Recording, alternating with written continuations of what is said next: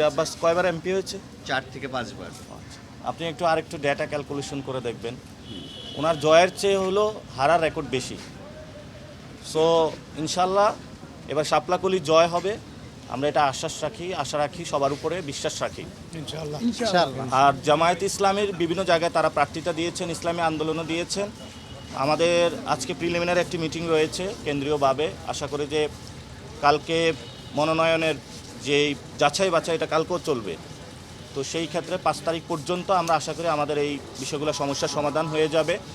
ওনাদের যে মনোনয়ন ফর্মগুলো টিকবেন, আমাদের যেগুলো টিকবে, সেগুলো নিয়ে আমরা একটি সুন্দর যাত্রা করে সরকার গঠনের দিকে যেতে পারবো আশা করি। আপনারা সারা দেশে কয়টি আসনে ক্যান্ডিডেট দিয়েছেন এনসিপি? এটা আমরা স্পষ্ট করেছিলাম, আজকে কালকে যাচাইয়ের পরে এটা আসবে। আমাদের টোটাল আমরা 47টা দিয়েছিলাম, এর মধ্যে একটি অ্যাকসেপ্টেড হয়নি, ওনার একটু সময় লেট হয়ে গিয়েছিল, বাকিগুলো অ্যাকসেপ্টেড হয়েছে। যাচাই বাছাইয়ের পরে যখন রেজাল্ট আসবে তারপরে আমরা দেখতে পাবো যে টোটাল কয়টি হয়েছে। অর্থাৎ আমরা এখানে সংখ্যাটা বাড়ানোর চেষ্টা করি নাই, আমাদের কয়টি আসনে ইনশাল্লাহ আমরা জয় ছিনিয়ে নিয়ে আসতে পারবো সেটা চিন্তায় করে দিয়েছি।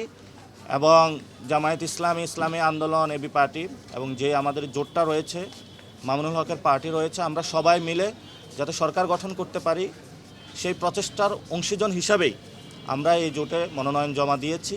এবং যে বিজয়ী আসন হিসাবে আমরা নিয়ে আসতে পারবো সেখানেও হলো বিজয়ী আসন হিসাবে আমরা বেশি দেখেছি, আমরা সংখ্যা বাড়ানোর চেষ্টা করি নাই।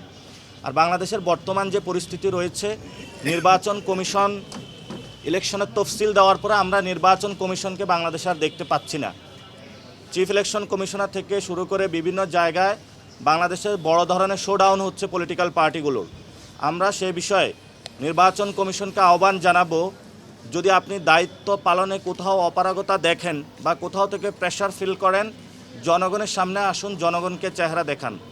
এই যে 2 দিন যাচাই বাছাই প্রক্রিয়া চলতেছে, আমরা এই ধরনের নির্বাচন কমিশন থেকে একটি স্টেটমেন্টও দেখি নাই।